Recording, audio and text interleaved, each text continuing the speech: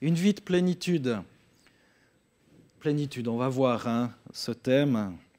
Je vais évidemment pas prêcher la prospérité, mais je crois que le Seigneur veut qu'on soit dans cette plénitude, notamment plénitude de l'esprit.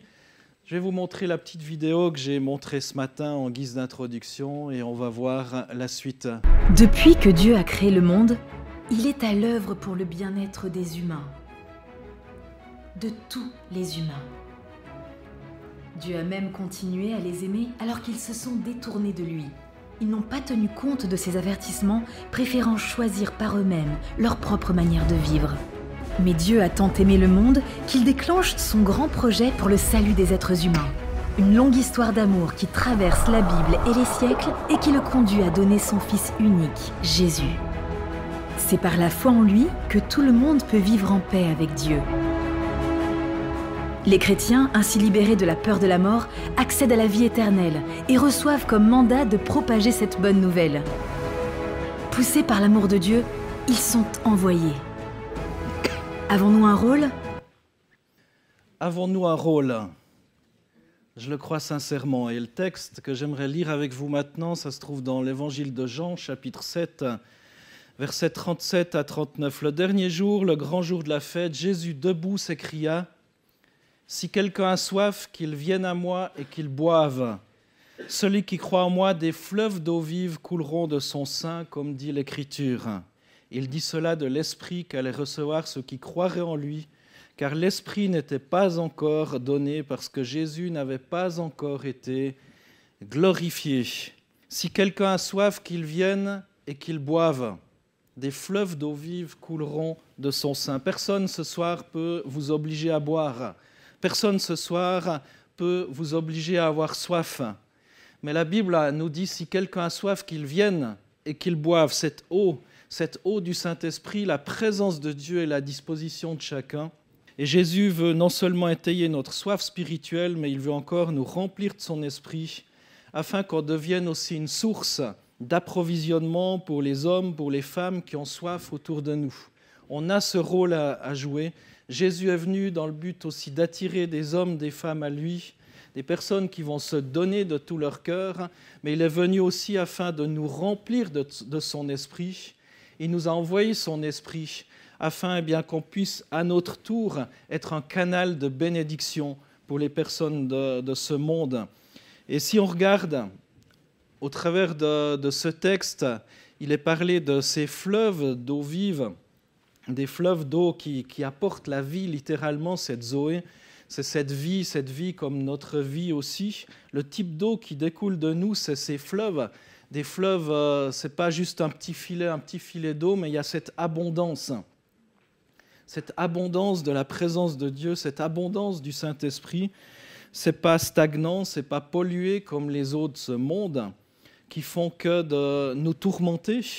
L'eau de ce monde est là, on peut chercher à trouver certaines choses dans ce monde, mais finalement, on va se rendre compte que ça ne nous apporte pas la joie, ça ne nous apporte pas la paix, ça ne nous apporte pas le bonheur.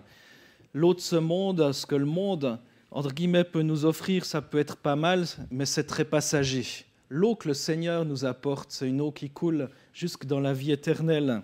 L'eau de ce monde ne va pas étayer la soif de notre âme.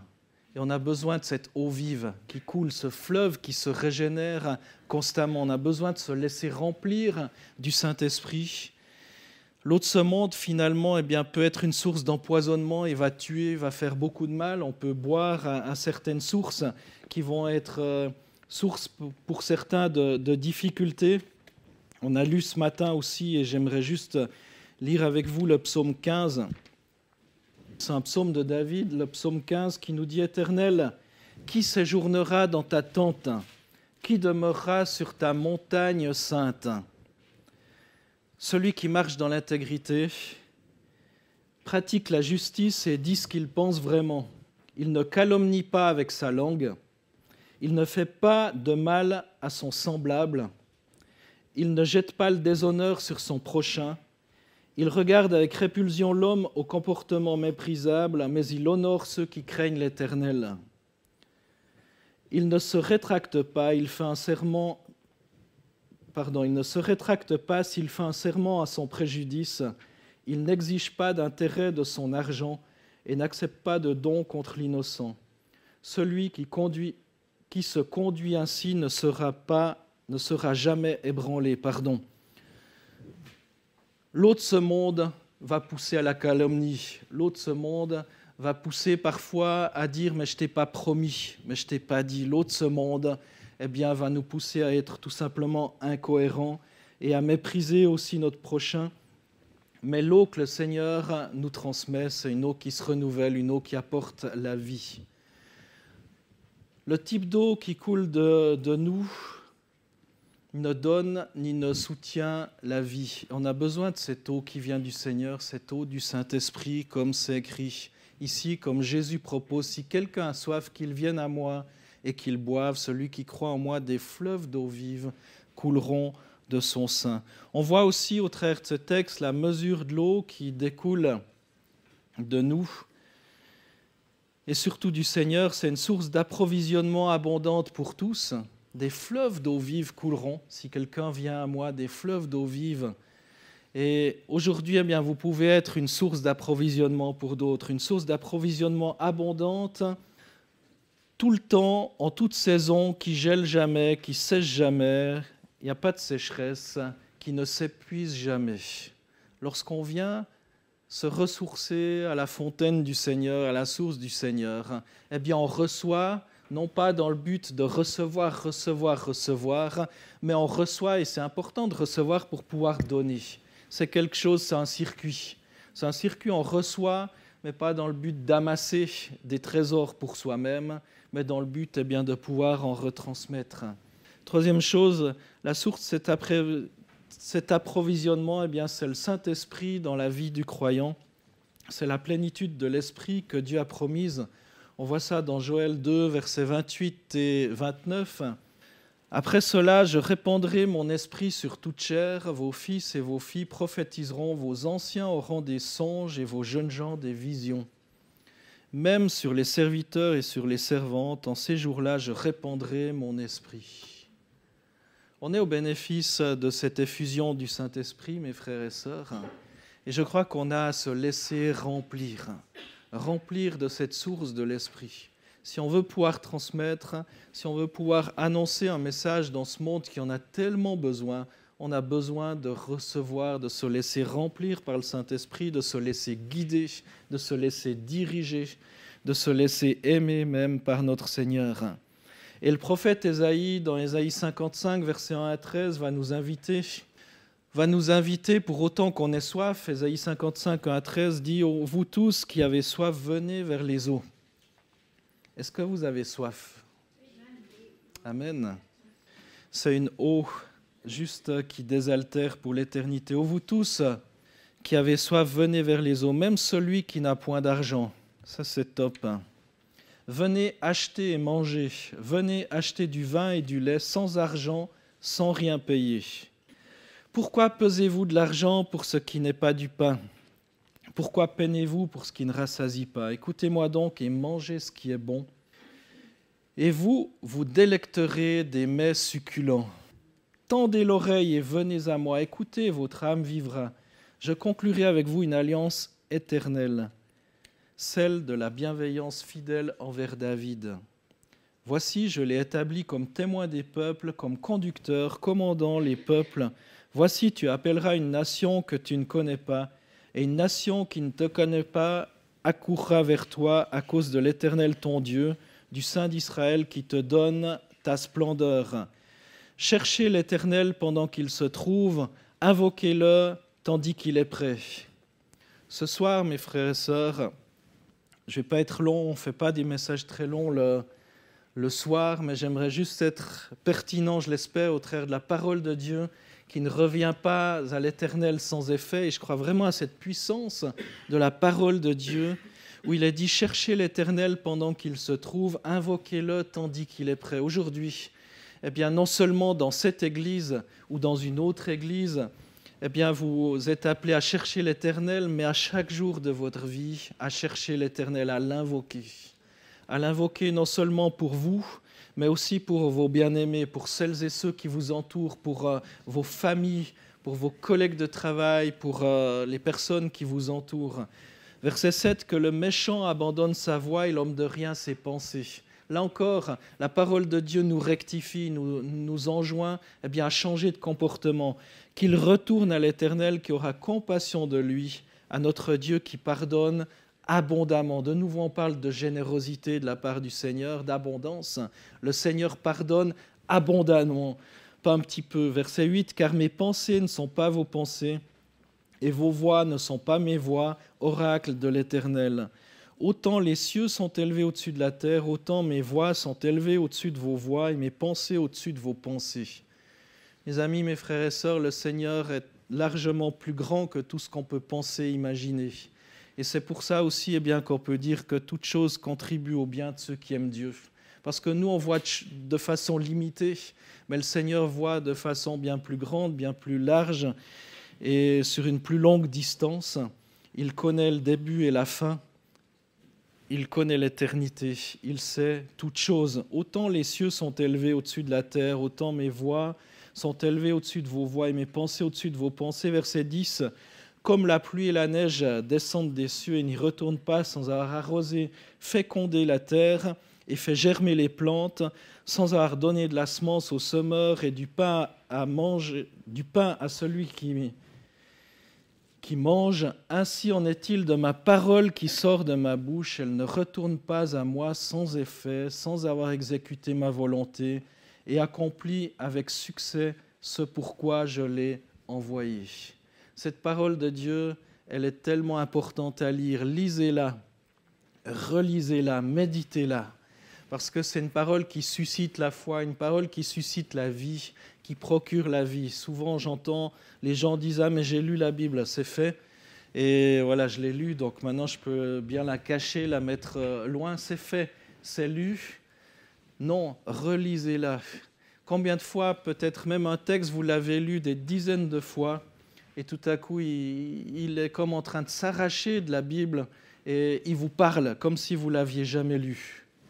C'est cette révélation qui est là pour vous, qui vous encourage, ce que vous aviez besoin pour le moment présent. Cette parole qui ne retourne pas à Dieu sans avoir produit son effet. Verset 12, « Oui, vous sortirez dans la joie et vous serez conduits dans la paix. Les montagnes et les collines éclateront en acclamation devant vous, et tous les arbres de la campagne battront des mains.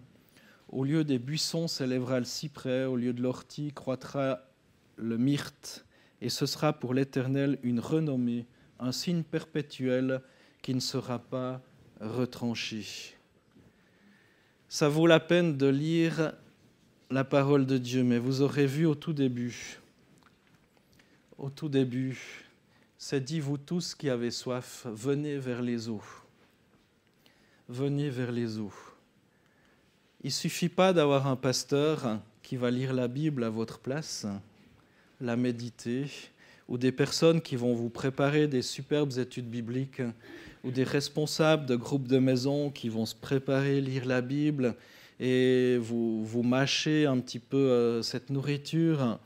Voilà, mais le but de toutes ces rencontres, c'est de vous faire envie de lire la Bible, de découvrir aussi par vous-même, de méditer, de goûter et de voir par vous-même combien le Seigneur est bon, parce qu'il est bon. Et il veut répondre à vos questions, non seulement au travers d'autres personnes, mais il veut cette communication directe avec vous. Amen. On peut s'approcher de lui.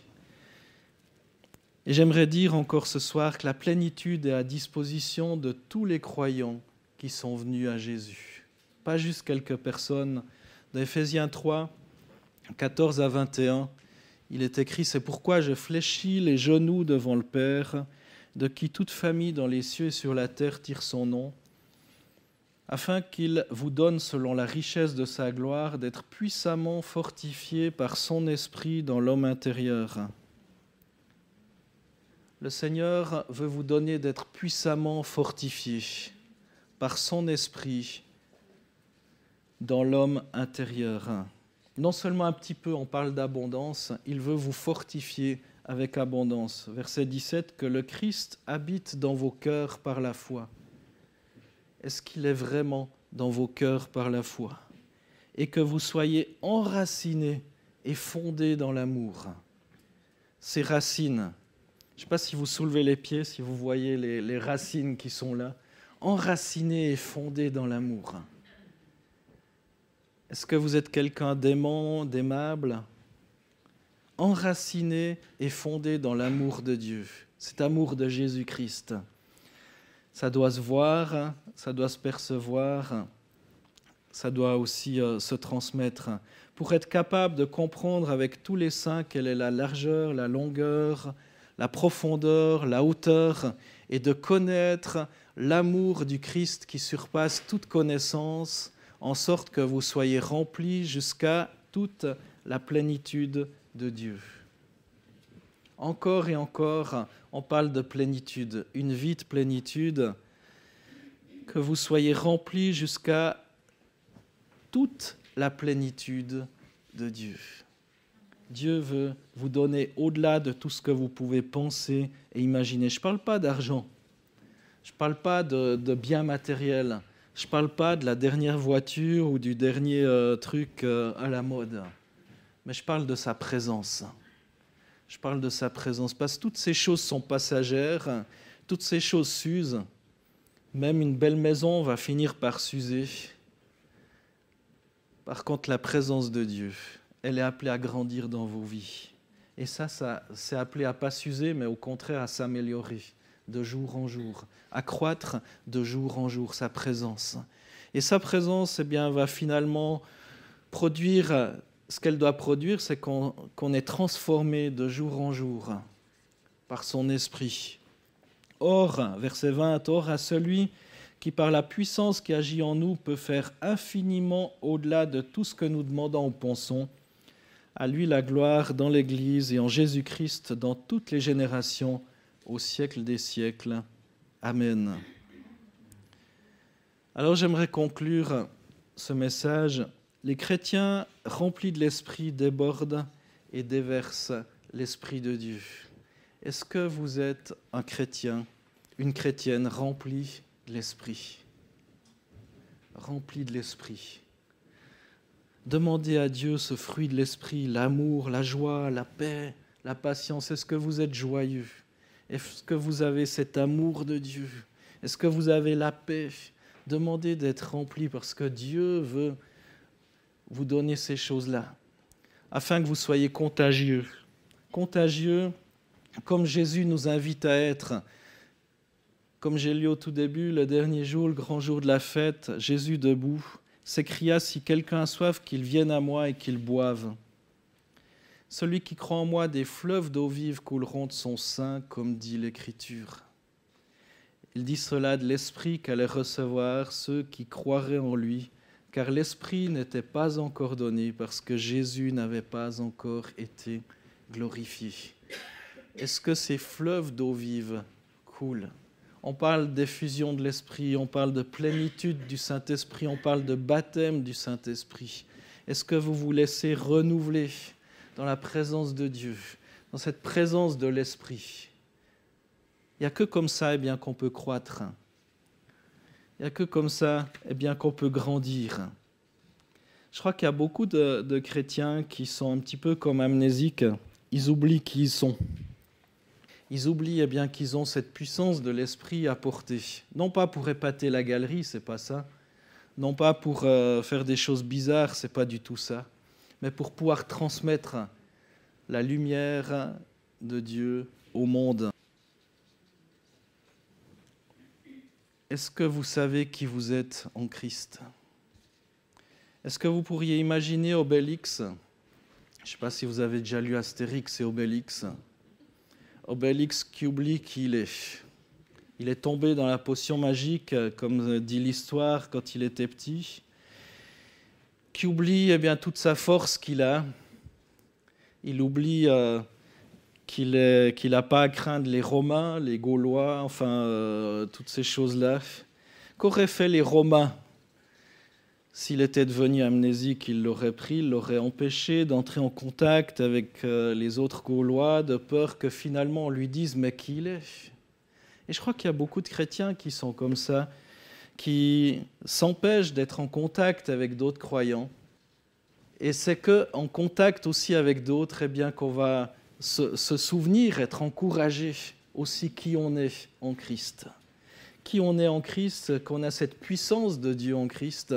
Et finalement, eh bien, on va s'évertuer à tenir cet obélix à l'écart, lui préparer des mets succulents pour l'occuper. Et pendant ce temps, eh bien, l'ennemi est libre d'envahir le territoire, de l'attaquer. C'est exactement cette stratégie que l'ennemi a voulu utiliser contre nous aussi. Il veut qu'on ignore qui on est, qu'on ignore la grande puissance qui nous a été donnée dans cette nouvelle alliance en Jésus. Alors peut-être qu'on est des obélix en puissance, nous dit l'Écriture, et notre ennemi le sait et redoute qu'on le sache.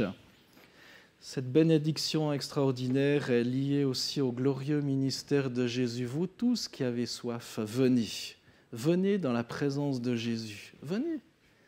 Venez, rappelez-vous qui vous êtes. Rappelez-vous. C'est pour ça que c'est important d'être en contact aussi avec des frères et sœurs. Si quelqu'un a soif, qu'il vienne à moi et qu'il boive. Celui qui croit en moi, des fleuves d'eau vive couleront de son sein. Si vous êtes seul, c'est difficile que ces fleuves d'eau vive coulent. Ça va couler inutilement. Ça va remplir personne. Ça va arroser aucun jardin, aucune vie. Mais c'est qu'au contact d'autres personnes, eh bien, qu'on va pouvoir utiliser cette eau. Et dans la mesure eh bien, où on transmet cette eau vive, eh bien, Dieu va nous remplir. Finalement, quand on est plein, c'est un peu comme un ventre, quand il est plein, c'est difficile d'en mettre beaucoup plus. Il faut finalement eh bien, faire de l'exercice. Il faut transmettre. Si quelqu'un a soif, si quelqu'un croit en moi, des fleuves d'eau vive couleront de son sein, comme dit l'Écriture. On a besoin de ce Saint-Esprit, mais on a besoin de ce Saint-Esprit pour transmettre aussi aux autres. Seigneur Jésus, merci pour ta parole. Merci Seigneur pour cette parole de vie. Aide-nous à ne pas être des chrétiens simplement remplis de plein de choses, remplis de plein de bons enseignements. Mais Seigneur, qu'on soit remplis de ton esprit et que ces fleuves d'eau vive coulent en nous et au travers de nous, Seigneur, sur d'autres personnes. Seigneur, ce monde a tellement besoin de toi. Seigneur Jésus, merci de te glorifier dans ce monde et Seigneur, de faire de nous des témoins fidèles, vivants, efficaces, Seigneur, de ta grâce. Béni soit ton nom, Jésus. Amen.